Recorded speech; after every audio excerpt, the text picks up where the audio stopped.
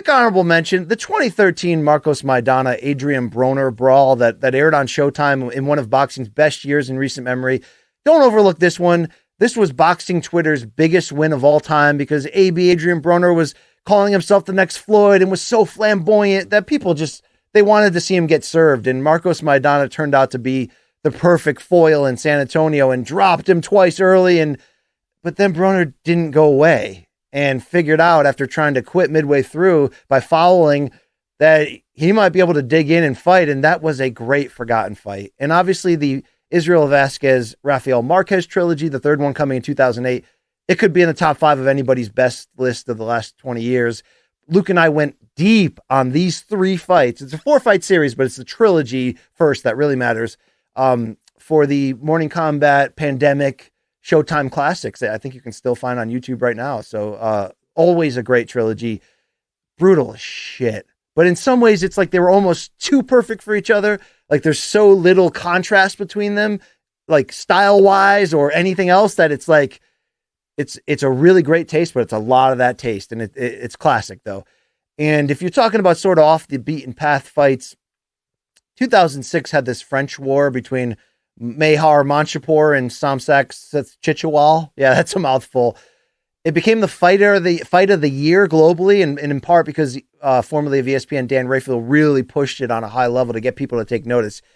It's just a savage 12-round war. Just 2 southpaws in France, and they're just, I mean, it's insane. It's really insane. So check that out. Also, in the top 10 BC fights I was there list, forgot about this one. It's got to be mentioned.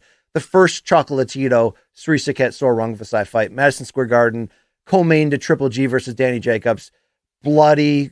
Chocolatito was the pound-for-pound king coming in that perfect window. Floyd had gone away. Klitschko had lost. Andre Ward had just retired. There was an opening there. Chocolatito filled it on the back end of his career, and then this was a crazy war. So check that shit out. You know I love Shane Mosley versus Oscar De La Hoya 1 from 2000. One of my favorite fights of all time. High-speed chess at its finest. All right, here we go. 10 fights for an MMA fan to cross over. You must see, boxing-wise, to get a little taste of what we do here on this side. Number 10, it happened in 2008 in the welterweight division. Miguel Cotto, Antonio Margarito, Part 1. They were on a collision course to fight each other for a while. And this was really banging the drum to be like, hard, Cotto's a star, but this is like hardcore fight fans' dream at the same time. Margarito from Mexico, and he's just like he's the bad guy in the movie. He's just a motherfucker, you know what I mean? And he loves being that guy, but he'll take all the punishment you got. You have no idea how he can make weight in this weight class, and just doesn't stop coming. And Cotto's the unbeaten star, and he's a great boxer, but, going to the body, going to the liver with the left hook. This is like when Cotto used to go after it. And Puerto Rico, Mexico, I mean, it had everything, right? And then the fight was unbelievable. And Cotto dominated the first half, but you're watching the Titanic slowly sink. You're like, oh crap, Margarito's like, he's still coming. Like, he's still coming. Is he going to break the will eventually? And eventually he does. And it's a great, all-time great fight. But of course, it's stained to a large degree by the fact that Antonio Margarito, not too long after against Shane Mosley in that knockout loss, was caught in the locker room beforehand with the plaster of Paris, with the loaded wraps, with the cement in his hands. And then you look back at Margarito's run to that point, the Kerman Cintron fight and the punishment he took against Paul Williams, which was an amazing war. And you're like, man, you have loaded gloves in those two? And then you're like, oh, the Cotto beating, Cotto's face afterwards it's a car wreck. I mean, it's, that rivalry between them, because of this, it fueled so perfectly into that rematch. And it was a Cotto win at Madison Square Garden 2011. I was in the arena. It was incredible. It was just a scene. But, Margarito was a little washy by then. But this fight, if you can understand with the probability of the loaded gloves for Margarito, which it does change the way you watch it. It really does. But it's a great fight with a lot of that energy in the building in Las Vegas of like nation versus nation, man versus man. It's It's good shit. It's good shit. All right, number 9 is a classic middleweight championship bout that feels like it could have come out of the 1940s. It happened in 2007, and it's the Ghost Kelly Pavlik in part 1 of his 2-fight series against Jermaine Taylor. Taylor was a middleweight champion of the world. He had fought Bernard Hopkins twice, and he was really damn good, and he was well rounded, and it hadn't yet fallen apart for him. And when it fell apart, it was crazy, but he was still the guy. And Kelly Pavlik is this white dude with no hairline from Youngstown, PA, and he's MMA factory town tough. Like he's factory. There's no question. I mean, he's hard scrabble as shit, and he can punch. But as you're watching him each time he's taking another step up, you're like, okay, it's cool, but like he's going to get flattened at the highest level. Like you have sometimes with the white guy, you have that sort of built-in like, he ain't that good, right? And this was the fight that you're probably going to find out that he ain't that good, because he came in with so much fanfare and he got to this point. And the fight before for Kelly Pavlik, he was in a war, and I mean he took away Edison Miranda, and Kelly Pavlik was nearly the fighter of the year during this stretch. But he's in fights, man. He gets hit. I mean he's a fighter, and Taylor gave it to Pavlik early and dropped him, and you're like, oh, the fight's over. I've seen this. And Steve Smoger had one of the all-time great nights as a referee, a fight-friendly referee, a fighter, action fight-friendly, who's like, go ahead. He lets it keep going. He's in there in the right situations, and Pavlik turns that corner. I believe this was in Atlantic City, and the crowd was going apeshit. And when Pavlik rallies to finish him late, it's just one of those like swings in momentum so perfectly painted that it's like an old time movie. It's like an old classic fight, and the roar from the audience and oh God, he is for real. You know what I mean? Like, holy shit, this kid. It's one of those moments, it catches you off guard. Number 8, one of the all time great heavyweight slugfests of all time, heavyweight boxing title on the line. And it was this weird fight in 2003 that wasn't supposed to happen. It was Lennox Lewis, the last fight of his pro career. And he was gonna, I got dead wrong for this when I referenced this a couple weeks ago. Was it not Kevin Johnson? Who was the guy he was supposed to be fighting? Somebody else who you're like, okay, Lennox Lewis is gonna blow that guy away. And then that guy falls out, and Vitaly Klitschko comes in at the last minute.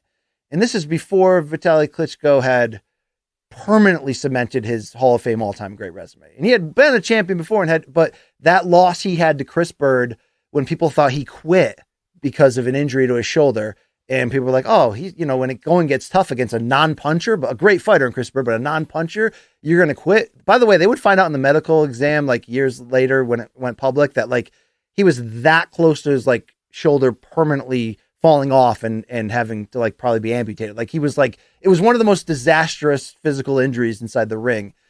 And so Vitaly Klitschko had like something to prove, only he's like crazy mayor of Kiev, like he is today, saying, I'll go to the front lines of the war against the Russians if I have to. Like he went after Lennox Lewis. And it was like a Lennox Lewis who was like the tail end of Lennox Lewis's career. There was always that little fear or Lennox Lewis's chin, by the way, got knocked out twice, but came back to knock out in the rematch both of those guys. And those are the only two he ever lost to. So Lennox Lewis is one of those rare all-time great fighters that says, I beat everybody I stepped into the ring with. But because he had been stopped twice, there was always a little bit of fear that like, okay, maybe that chin isn't great and you can get to it. We've seen it twice. And there was also that fear that like the tail end of his career, is he trying as hard? He had filmed that Ocean's 11 movie or whatever and wasn't fully trained coming into the Hasim Rahman first fight, and he got stopped in South Africa, and it was this wild upset. And he got him back, by the way. If you haven't seen Lennox Lewis's knockout of Hasim Rahman in the rematch, he got him back in like the most vicious fuck you way ever. I mean, that's just not like laid him out. But there was like that fear of like, well, what if he doesn't show up tonight? And like fully, what if he's not motivated? Dude, Klitschko wanted to prove that he was like the most grimiest assassin of all time. And he put on a pace on Lennox Lewis in the first half of this fight. I think it only went 6 rounds in the end. He put a pace on Lennox Lewis that was like, I'm going to find out right now if I could be the heavyweight champion. And you're all going to find out that my balls are made of brass and I would never quit in a fight. And I'm going to show you who I am right now. And you could tell Lennox, like, it was like, oh, nobody told me this wasn't an exhibition. I mean, he had that like, oh shit, I got to fight my way out of this. Now, to Lennox's credit, fought his way out of it the best he could. Now, like, there's times you can watch that fight and almost support Larry Merchant's sort of like jabs he was throwing at Lennox in the post-fight interview of like, hey, you're kind of lucky the fight got stopped, right? But then there's also times you can go back and go, nah, dude, Lennox adjusted and put it on this guy. Either way, Lennox put it on this guy so much that Vitali's face was falling off.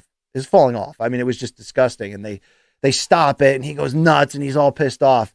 But the pace of that war for two, not only elite heavyweights, Hall of Fame, like almost top 10 heavyweight. I mean, Vitali's probably not top 10, but like he's right there, right? I mean, these are to just go at it at this. I mean, it's a sick fight, and you wanted a rematch, and Lennox Lewis waited a year and then retired. And I don't never ended up getting the rematch, or Lennox never fought Vlad Klitschko, his brother, except for in that Ocean's 11 thing that they filmed. Yeah, we called it the last great heavyweight fight for a long time until really we finally got Anthony Joshua against Klitschko in 2017, and then since then we've had Wilder Fury 3, but classic. Number 7 is just a joy to watch this slugfest. 2000 junior middleweight unification. Felix Trinidad unbeaten from Puerto Rico against unbeaten Fernando Vargas, representing Mexico, and just a young, brash, badass in Vargas who just is like, I'm coming on. Like, I mean, he's fucking coming on, bro. He's coming on every second of his career for the most part, but especially before that first loss. And the fight was so huge. I mean, it was a monster pay-per-view for non-heavyweights. And it right off the start just delivered, and they both get knocked down. And, Vargas, as he also did in his knockout loss to Oscar De La Hoya a few years later, when he would lose at the highest level, he'd lose spectacularly. He'd have his moments, but he took a beating to end this fight. And it's a war, and it's crazy. It's got one of the best intros ever when Vargas is dressed like an Aztec warrior, and there's this fake mountain of like boxes, and he's like a temple, and he just kicks it over. I mean, it's wacky and it's awesome. And it's Trinidad surviving the storm and showing exactly who the hell he is. And you can always look back on Fernando Vargas, who ended up having a very great career. But you're like, man, was it too much too soon? Could he have sustained it better and been better? Taking his foot off the gas just a little. Either way, he made amazing, great fights. Number 6 on this list of, MMA fans' guide to which boxing fights they should watch. You talk about a great trilogy in the middle 2000s. It's Manny Pacquiao versus Erik Morales, but it's the first chapter of that.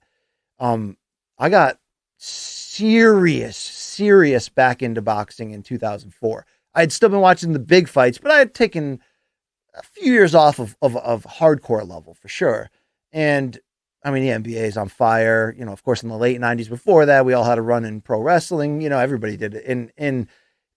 But I came back because I started sparring in late 2004. And, you get knocked around and learning the craft of it for the first time. And my hunger for rewatching old fights just became out of this world. I mean, that's the pre-YouTube last chance for, if you can convert all these to VHS and sell them online, you can make good money. And there are people charging a lot of money for these fights, and I'm just buying people's whole career collections.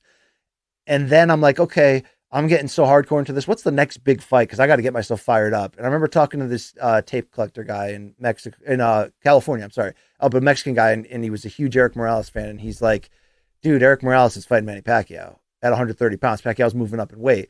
It's like, this is the fight. This is the one. This is the one that we're all been waiting for. All of the hardcore fans, like, this is the fight.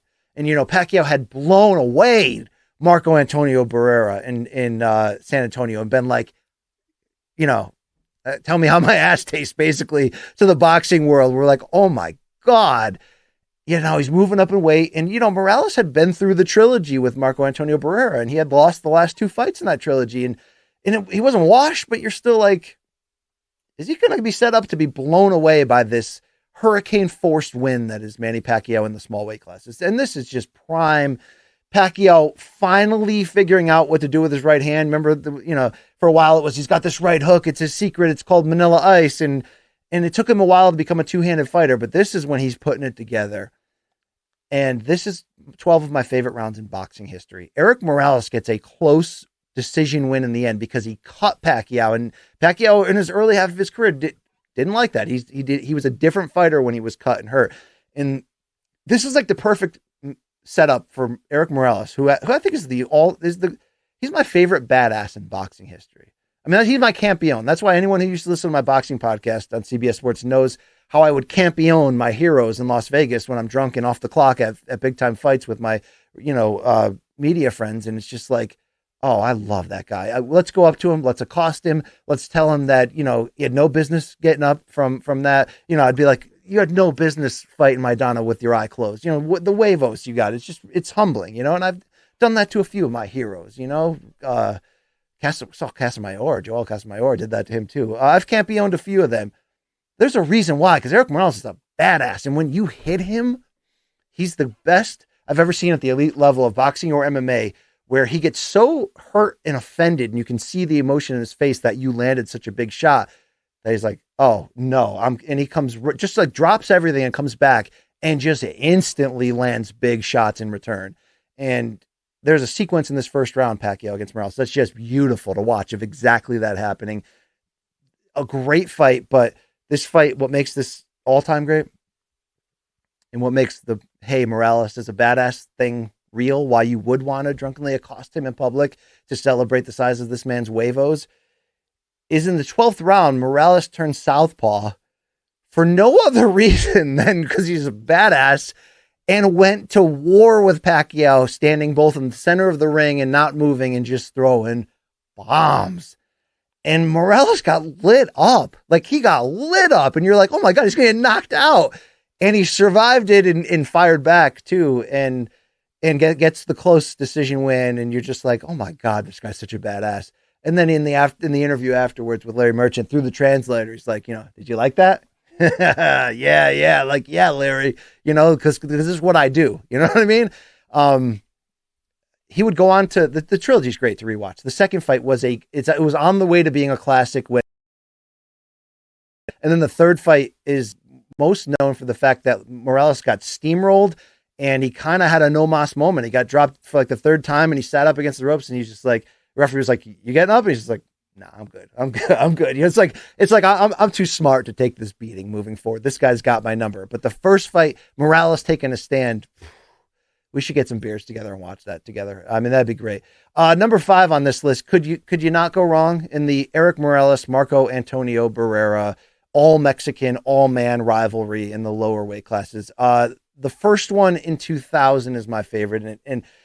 So just so people know, the rematch was great. Trilogies often do have like a stinker of one of the three where it's just not a great fight or not action. The second one is this. It was very boxing. And, Barrera made the adjustments and it was very boxing heavy. The third one in 2004 is just, hey, we might as well meet a third time and just brawl. And it was great. But the purity of this first one, I mean, these guys like had brawled at press conferences before the fight. Like, these guys hated each other. And it's like the badass like villain at the end of the movie, Morales, just putting his, testosterone up there. And Barrera's like, they call him the babyface assassin, but he's the guy who like, he can brawl with you, but he kind of wants to be a boxer and he should be a boxer. It's smarter for him. And the reason why this matchup between these two was so great is Morales would lure him into a war.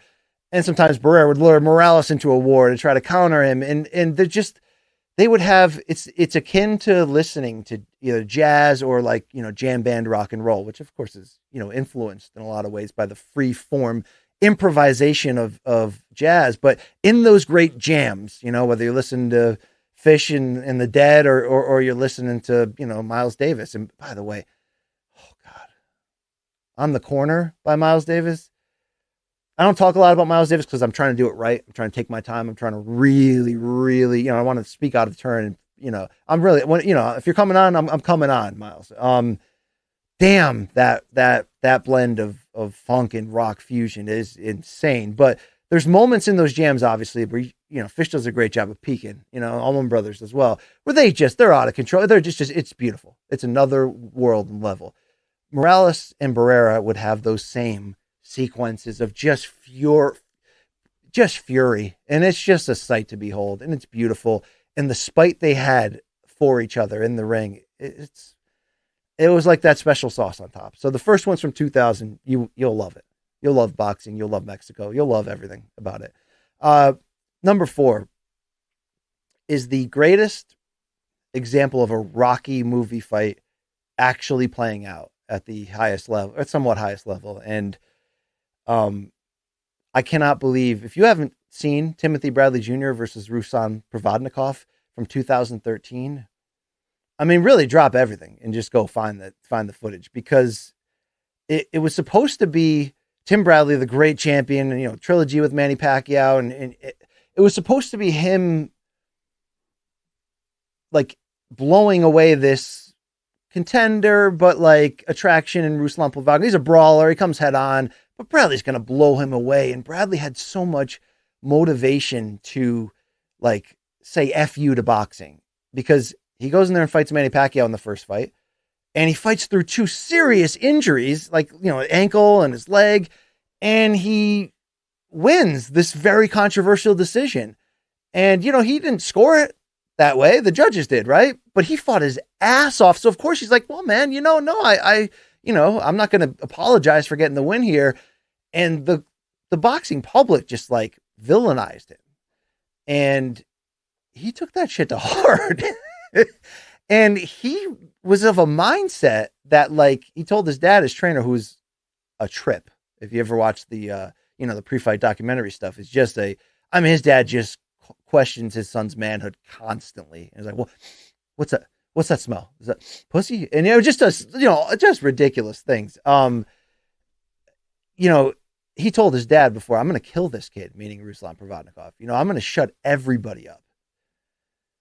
Those are the best ever setups for like great fights, for somebody in the NBA scoring, 50 in like an FU game. But in boxing, it's pretty damn violent when it's fueled by that kind of spite. And Bradley just went in there, was like, I'm just going to blow this guy away. And that's what Ruslan Provodnikov welcomes. That's the spider web, but there's no like tricks. He's not like, he's just sitting here saying, dude, come and get it. Like, I'm going to go life or death with you. And these two went life or death with each other. And Bradley got knocked the hell around and kept getting back up. And, there's some rounds that he's actually boxing from distance, which is what he's supposed to do. And then the next round just gets monstrously concussed again. And he's fighting when he should be holding. And it's just a example of, I don't even want to say the human spirit. Like Juliana Pena upsetting Amanda Nunes is like the human spirit coming through. I mean, this is just like the human will. This is just 2 stubborn people just saying, like, in Provodnikov's face is a mess, but he's still coming on. And there's questionable scoring on the ruling of a knockdown. And Bradley ends up winning a very close decision. A lot of people saw it the other way. And Bradley, to his credit, would springboard from this fight, go fight Juan Manuel Marquez on pay-per-view right after Marquez knocked Pacquiao out cold, and like outbox him in a thriller. Just a great technical fight. But he some people think he got a gift here, and I think I scored at a draw, and I didn't hate the judges giving it to Bradley, although, the scores were a little funky in some ways, but, the punishment Bradley took, I mean, he was effed up after this fight physically, like deep concussions and like long. I remember he did an interview with Max Kellerman on like LA ESPN radio after that fight. And he was like telling Max, he's like, I told my dad, this is your fault. You created this killer with no off switch. This is your fault. And he's like, I was in like dark places, physically and mentally after that fight. And, just a psycho. This guy's just a psychopath. That's why I love Timothy Bradley Jr. so much. By the way, he's a great commentator and he's a great guy to interview. Always has been an all interview team, because he just tells the truth with passion. But, you talk about the human will and the human. I mean, this guy, like, he had to go to it wasn't just hell, right? It was like, okay, I'm in hell. I gotta see the back room. Let's see the pipes of this place.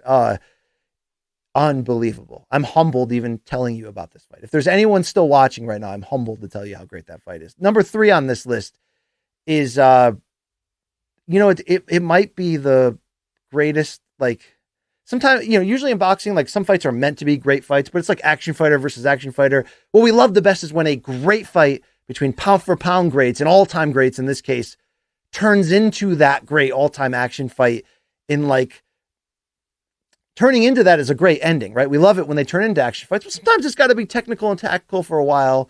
No, this was Manny Pacquiao versus Juan Manuel Marquez part 4. And this turned out to be one of the greatest fights in boxing history. One of my favorite fights, one of the most emotional fights.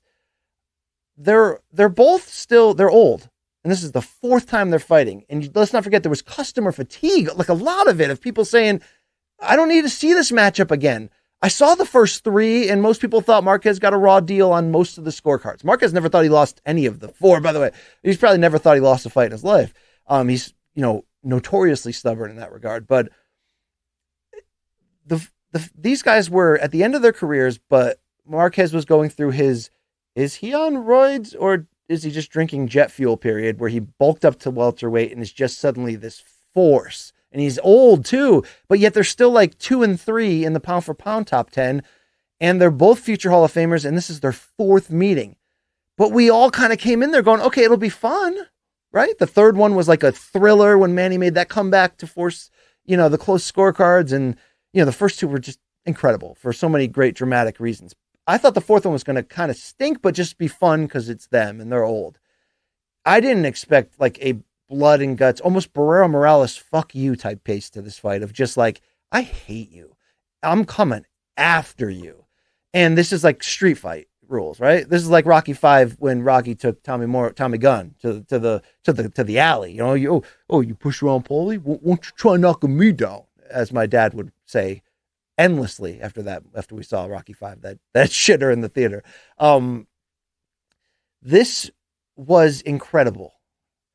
Pacquiao gets straight up dropped early, and you're like, oh, and it was a looping right hand, and Pacquiao went down hard, and you're like, oh shit, I don't think I've ever seen Pacquiao knocked down before, actually. And you know what? Pacquiao's he's such a force. I don't really think I've ever seen him like crazy hurt. Like I saw him bleeding against Morales. I saw him in, certain shootouts against Marquez, but like never hurt like that. And you had Marquez just fighting like you stole everything I worked for in my life. And I am here at the end of this action movie to gain my revenge. Because, it was the all-time greatest revenge when Marquez legitimately feels like he was screwed on the scorecards against the more marketable fighter at every fight. Every single fight, including the first one when he got knocked down 3 times in the first round and yet still forced a draw because he came back. And he's like, just the demeanor of I'm going to kill you.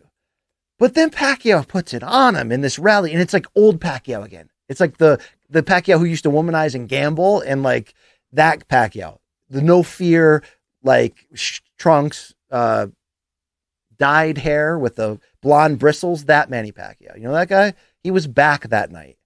And that's what led to him getting knocked the hell out in the most vicious manner ever.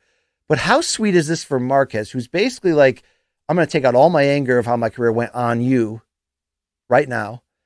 And he is almost stopped the round before the knockout happens. His nose is a broken, bloody mess, and he's getting battered. And he's walking through him, but there's a price he's paying for it. And then he uncorks the deadliest counter shot of all time with that right hand that flatlines Manny Pacquiao to a level that it is not hyperbole. And I think I was doing a live blog on ESPN.com at the time, doing like constant play-by-play typing it. And so I'm watching this and I'm in this fight, right? And I'm texting everybody in between going, how sick is this fight? This is a war. And then it's over. And it's over in the most thuddingly violent, emphatic way ever, that for the 55 seconds that Manny Pacquiao was down, out cold, and not moving before they revived him. During that 55 seconds, they're showing his wife screaming, crying, climbing up the apron. They're showing Bob Arum trying to comforting her, but looking in his face like his son was just murdered or something. They massacred my boy. I mean, like, he had that face. And you thought Manny Pacquiao was dead. No one talks about that enough. Like, you're like, no, he's dead. Like, that's the most, I mean, for that to happen in the fourth, that's the greatest rivalry of the modern era, without question. And it was already going to be one of the best, but to have that as your send off and Marquez, blood everywhere, jump up on the corner turnbuckles, and the Mexican fans going sick in Las Vegas.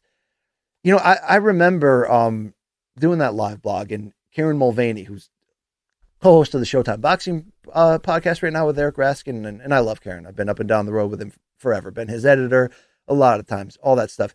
He was ringside, and when Pacquiao's down for 55 seconds, when you're doing a live blog like I was for ESPN, you got to constantly pump that thing with what you're seeing and everything. I mean, you're telling the story for those that didn't buy it, right? I didn't type anything for like 90 seconds, 2 minutes, because my jaw was like down to here. But as soon as I wrapped up what I was doing and, put up the story that just whatever I had to do as an editor, I texted Mulvaney, and I think he texted me, and he was like, "Oh my God, I can't believe I just witnessed that." And and I was just like, I think I was like, tell me what it felt like. Tell me what it smelled like. Like, tell me what it tasted like.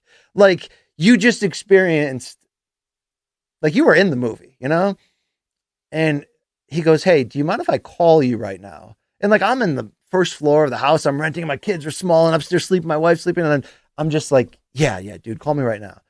And we proceeded like giddy schoolgirls to be like, "Oh my God, I can't believe I just watched that. Oh my God." And I'm sure I just screamed into the microphone and woke a lot of you up, but like, that's as amazing as this sport can get when it's got the storyline, the fourth fight of the rivalry, and they hate the shit out of each other. And the guy that got screwed throughout is able to land the final blow and just be like, yeah. And, and there's questions if he's on the stuff. And I can't believe Pacquiao rebounded from that and was, still the fighter that he was the rest of his career, and might still be. I do think he's coming back, by the way. I do. But, not 80% of fighters who would take that kind of knockout loss at that age that Pacquiao did, they're not fighting again. Like, that's the end of your career. That's the extinguishing of all that invincibility that allows you to believe you can do this at this level. And I mean, it was out. And credit to Pacquiao in the post-fight interviews after they rewoke him and he's calming down his family. But like, damn.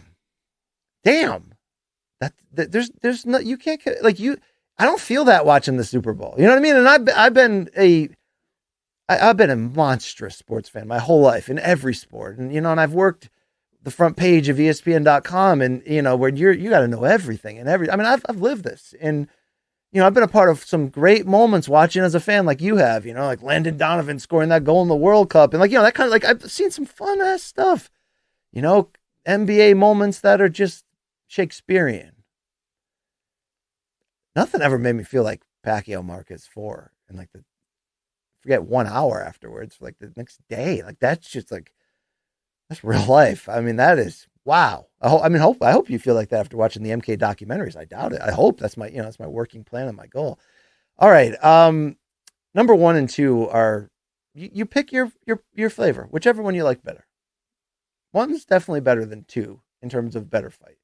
But these are the two not defining rivalries, although Micky Ward versus Arturo Gatti was a great rivalry and is one of the best rivalries. But these two were like, these are fights that brought people back as boxing fans again. These are fights that, in some ways, like, how does it, like, I say this once in a while, like, I don't know any real boxing fans in my day-to-day life for the most part. A couple of dads around town that know a little bit, and we have some nice talks and all that, and that's fun, and I treasure that. But like, I'm talking to my brethren in this game, the other journalists, the Rafe Bartholomew's, or the, great fans that I've come to meet and even getting like DM or text relationships with, because you're just super fight fans, right? And these are the type of fights that build the resolve in you as a addicted super fan to put up with all the ridiculousness that this sport makes you financially, in terms of your patience, in terms of, everything. It's fights like these two, 1 and 2, that I mean, it's the what is Hagler Hearns to a generation of people? Everything, rightfully so. It almost defines the reason why you watch and the feeling that it gives you. And number two, it's my favorite fight of all time. It's the first Micky Ward Arturo Gatti fight, 2002. Their trilogy is insane. Shout out to HBO. Their documentary about that trilogy is also very well done. But they're paired together as sort of two journeyman action fighters on the way out who, hey, wouldn't it be great if these two ever fought? So, hey, let's just do it now. And they'll both get a good payday out of it. And yeah. And obviously Gotti had a brighter ceiling at that time and was still, and largely in title contention. Arturo Gatti was, he lived, talk about living your life quarter mile at a time, Fast and Furious. That was his life, dude. I actually just recently talked to somebody who had partied with him, and it was an MK fan, and I was talking to who was in close to that circle at one time, and he's like, dude, nobody went harder than Arturo. It's not even, nobody went that hard. You know what I mean? And look, he lived fast, he died hard, and it's how he died is just, it's unsolved to say the least, and still just ridiculously sad. But he had a brighter ceiling to still be a title contender, but he would have so many highs and lows and dips and partying too much and injuries. He would crash and burn a lot in his career where you'd stop taking him seriously as a legitimate fighter, title contending one, and just attraction, a guy who had authored some of the most absurd come from behind all action blood and guts wins in this history, to the point where Arturo Gatti became one of those weird, rare franchises where he had his own fans and they followed him wherever. And when he, they rightfully gave him a home there at Boardwalk Hall in Atlantic City. And it was like a rock concert when he fought, and coming out to Thunderstruck by, AC/DC is just it's the chef's kiss. It's perfect. And, he lived up to that reputation time and again, but he's fighting old ass Micky Ward here who, tried his best to become a real title contender, but never quite got there. Had the Shea Neri win. I love it. They built the Mark Wahlberg movie, The Fighter, was really built around the run Micky had against all odds, Steven, getting that Shea Neri fight, which was for a IBU title, one of those not real titles, but whatever. But Micky had been the all action B-side guy, and he'd had great come from behind wins, and he's had great action fights. God, the Emmanuel Burton Augustus. God, that's a great fight. But when you put these two together and said, use your powers, you've met your equal. That's what they both said. I want to meet my equal ahead of this fight. They met their equal. There's a reason why these guys became brothers after this trilogy, to the point where Ward started training Gotti for those last couple of fights of his career. It's almost spiritual, this fight. It's weird to say that, but the reason why I put Corrales Castillo ahead of it is because, and you have to put it historically too. This fight wasn't for a title. It was just for action fighter payday, but it took a while to kind of get serious. It took a couple rounds feeling you out, but when it turned, it's got the round. Is it round 9? My favorite round in boxing history. It's got one of the most insane rounds of all time. Really the most insane, couple round package of 7, 8, 9, 10 in a row. It's, I could sit here for an hour and tell you why that fight is so great, but I think ultimately the reason why it clings to certain boxing fans' hearts more than Corrales Castillo is the human emotion that was shown by both in it, and in overcoming so much. And the same thing happened in Corrales Castillo, no question, but Gotti making that grimace when he got dropped by that body shot, and he had no freaking business getting up from that body shot. Micky Ward knocked out so many. Micky Ward had that out pitch. He had the, fork ball the cutter. Say it, Mariano, the cutter. He had the damn cutter that you couldn't hit. And, you couldn't stop. He'll find a way to get that left hook to your liver and he'll stop you. And he hit Arturo Gatti with one of those. And Gotti's trying hell to be nope, I'm the biggest badass you ever met, man. I fight through this shit. And he's and it's not letting him. And he finally gets to his feet, and the beating he takes after that, thank God Frank Cappuccino was so stubborn and old as a legendary referee at that point that he's just because Jim Lampley, the famous, announcer, was yelling into the mic, you got to stop this fight, Frank. Stop this fight. You can stop at any time. And, seeing him overcome that and then flip it back on Micky Ward. And that's the same thing of what made the first Riddick Bowe Evander Holyfield fight so great in that incredible round 10, is because it had that same thing where somebody's on the verge of this dominant stoppage and then it turns in a Brock Lesnar, Shane Carwin type way. And it turns fast and quick. And the back and forth of the final 2.5 rounds here is just savage. And, their whole trilogy was, the second one's the stinker of the three. I have a soft spot for it. The third round is among the best rounds of the rivalry between these two, but it was one-sided. Gotti boxed like he always should against this guy. The third one's wild, man. Gatti building a big league, but then hurting his hand, and he can't throw his right hand suddenly, and then he gets dropped, and that's a wild-ass fight. Gatti wins it, and he was the fresher fighter, but they put themselves through like life-altering hell with these 30 rounds. And the first one is just a emotional journey that you're not going to find. Forget sports, you're going to find it in life. Really, it's an incredible ride to get there. The final one, number one. It's not out of line to call this the greatest fight in boxing history. And the real old timers really tried to not do that after it happened and be like, okay, it's among that. It's all time great, but hold on. Is it really the best of all time? It might be the best of all. It's the best of this era, with a bullet. And it's 2005. It's at the Mandalay Bay in Las Vegas. And it's a lightweight title unification. Diego Corrales against Jorge Luis Castillo. There's not enough amazing things. And it was just, what was it? 2 years ago was the anniversary of this fight. What was it?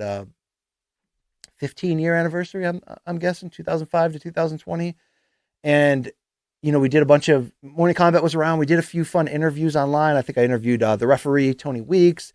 I interviewed Joe Goosen, who was famously with the awesome dress shirt, like he's going out to rock the clubs in the corner of Diego Corrales, and he delivered one of the all-time greatest lines by a trainer ever of, better fucking get inside on him now, like a disappointed dad, which fueled, one of maybe the greatest comeback in a boxing match of all time when Diego Corrales turned the table. But I got a chance to talk to those guys about it, and I wrote a oral history that if you got time, search CBS Sports from a couple years ago, the oral history of Corrales Castillo 1, talked to a lot of people who were there. And man, that's why couldn't I have seen the future and got a flight to go to that fight? So there was only 4,000 people in the crowd for that fight. And it was on Showtime, but it was expected by everybody to be like I talked about, when Ward and Gotti got together, you're like, okay, this is an important fight, title unification. But the way these guys are wired and the way that they're giving interviews, they're willing to die in there. They're good. They are ready for the war of their lifetime. And it absolutely turned into that and more. And unlike Gotti Ward, which had a couple, slow rounds to set things up, this off the start is just electric. And it's just both standing in the center of the ring. And it's not, what makes it great is it's not sloppy. It's not just some sloppy brawl. People try to say, Micky Ward, Arturo Gatti was just a sloppy brawl. There's a lot of slop. There's a lot of great sloppiness in there. It was also, they could box too, but this one, Corrales Castillo, is really at a higher level. They are both executing their offensive plan almost to perfection against one another. They're making defensive counters and adjustments, so it's not sloppy and out of control, but they're having great success with what they're trying to do when they sort of take turns taking the lead. And the brutality of the body shots and the damage that they're accepting, that they're willingly accepting to take to not give up that real estate. I love football. I played 1 year of organized football. And I'm glad I did it, because I was not tough enough to be a high school football player looking back. But playing one, getting knocked around, playing one year, you have a certain respect for it, certainly, that you wouldn't have had. But we all watch football in different ways, betting perspective, fantasy, or just love our favorite team so much. But you talk to the hardcores, the coaches, the high school coaches. I used to interview 1 million high school coaches, and they just love the battle that happens at that line of scrimmage. And there's one coach I used to always interview, who's an elite high school coach, had a great program, but he's the worst interview because every single time he would say, I asked him what the key to the game coming up is, whoever blocks and tackles better at the line. It's going to be our 5 against theirs and blah, blah, blah. And, and the ones that get it, the ones that lived it, know that football to them feels like an alternate reality of war and, the line and setting up. And in theory, in a running based attack, yes, of course. These guys, Corrales and Castillo, we're concocting that same battle in such a tiny little phone booth. and we're just not willing to get off that line and take a back step. And the fact that it never sort of like turned into a wild brawl and stayed a very high level action fight kind of filled in any gap it would have had in an argument of not being this great. It was perfect. It had the perfect ending. It had the perfect characters. It had Castillo just being a badass. And there was waves of momentum. And at the end of the first round, Al Bernstein at Showtime is just like, this is like an all-time great fight. Like already, like this is just ridiculous. There's so many great calls that he and Steve Albert had during that fight. And just Corrales' comeback is just, you rewatch it. Like I'm a Mets fan. I'm not a hardcore baseball fan anymore. But you know, I was in the 90s, 2000s, the 80s, of course. But you know, there's a thing that if I see a video of like, you know, the Buckner play and Ray Knight rounding third and the Mets win it, you almost get emotional. You know, it's like, that's my team. That's my team. I remember that. And it's like that watching Diego Corrales' comeback here, even if you have no connection to Diego Corrales at all. Like it's just, it's what's possible when you don't give up, right? And I mean, he spit out the mouthpiece to lose the point, but buy time. How ingenious in that moment. Something he had just learned the fight before, or, you know, a couple fights before against Popo Freitas, Acelino Freitas, when he went in there and won that title to really kind of set up the need for this fight. And it's Joe Goosen yelling at him, wearing that shirt. And it's the moment of like, oh my God, he came back from being down 35-0 at the start of the fourth quarter. Like he actually did this. Damn. Those are the 10 fights that move me, that I think will move you too. Enjoy. All right. I guess we've hit the 2